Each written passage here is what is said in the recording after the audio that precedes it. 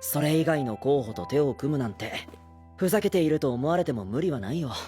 そんなこと、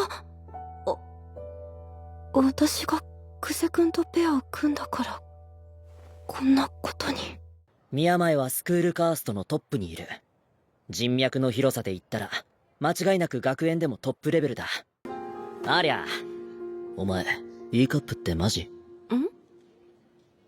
は？変態！この状況で何言ってるのよ！でも、何を？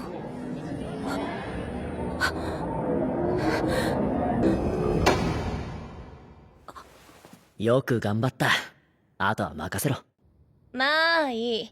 あの程度であれば、所詮私の敵ではない。その甘さが、遠からずその身を滅ぼすだろう。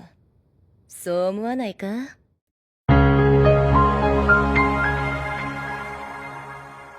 Halo teman-temanku, bagaimana kabarnya? V harap kalian semua baik-baik saja. Pada video kali ini, V akan membawakan alur cerita. 時々ぼそっとロシア語で出れる隣のアーリャさん。 Sebelum masuk ke pembahasannya, siapkan dulu camilan, duduk yang rapi, jangan terlalu dekat dengan layar HP ataupun laptop yang kalian gunakan. Jika sudah, kita langsung ke pembahasannya. Check this out.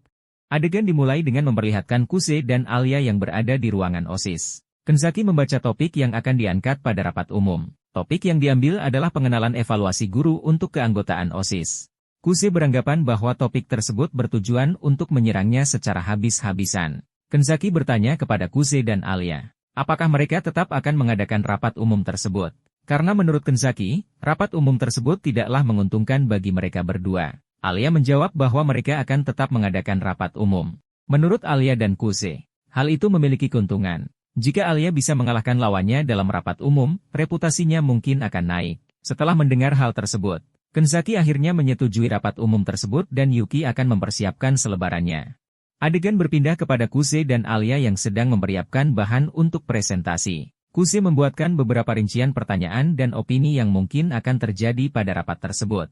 Kemudian dia meminta Alia untuk mencari cara untuk menyanggah dan menjawab pertanyaan tersebut. Dalam benaknya, Alia merasa bersalah kepada Kuse, karena dirinya lah Kuse jadi mendapatkan masalah. Adegan berpindah ke depan aula tempat rapat umum. Di sana Kuse disapa oleh Miyamae Nonoa yang menjadi pasangan dari Taniyama.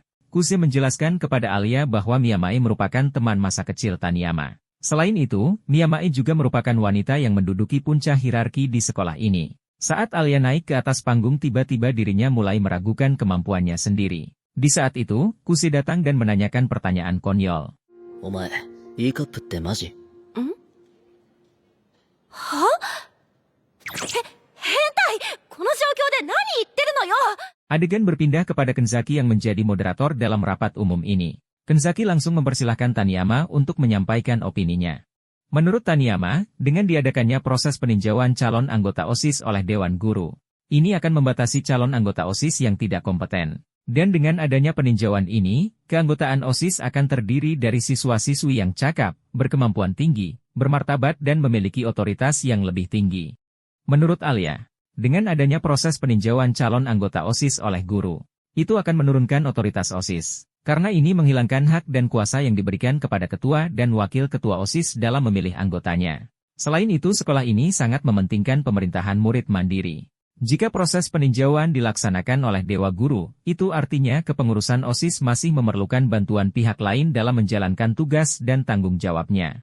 Selanjutnya Kenzaki membuka untuk melakukan tanya jawab. Taniyama langsung bertanya kepada Alia. Menurut Taniyama, agar mencegah penurunan standar, maka diperlukan pengawasan guru terhadap kinerja OSIS. Alia menjawab bahwa yang berhak memutuskan hal tersebut merupakan ketua dan wakil ketua OSIS. Karena merekalah yang paling mengetahui kemampuan setiap anggotanya. Taniyama kembali bertanya, bagaimana jika ketua dan wakil ketuanya menyimpang? Dan di saat yang bersamaan para audien mulai berdebat dan meragukan pengetahuan Alia yang notabene merupakan murid pindahan. Kuse yang melihat keanehan tersebut langsung mengetahui bahwa ada beberapa audien yang telah disuap untuk menggiring opini ke arah lain oleh Miyamae. Karena terjadi kebisingan, Alia tidak fokus dan tidak mendengar pertanyaan dari Taniyama. Di tengah kepanikan tersebut, tiba-tiba Kuse datang dan mengambil alih. Kuse langsung membuka dengan pertanyaan apakah rapat ini masih perlu dilanjutkan. Kuse langsung ke inti pembicaraan yang dia sampaikan. Dia mengambil contoh ketua OSIS saat ini yaitu Kenzaki. Dulu Kenzaki merupakan anak yang biasa saja. Nilai akademik dan penampilannya juga biasa saja. Namun karena tekad dan keinginan yang kuat untuk menjadi ketua OSIS, dia akhirnya berubah. Dari mulai penampilan maupun nilai akademiknya. Dari sanalah kita bisa mengambil kesimpulan bahwa setiap orang berhak menjadi anggota OSIS. Karena bisa jadi dengan mereka menjadi anggota OSIS, kepribadiannya juga ikut berubah menjadi lebih baik.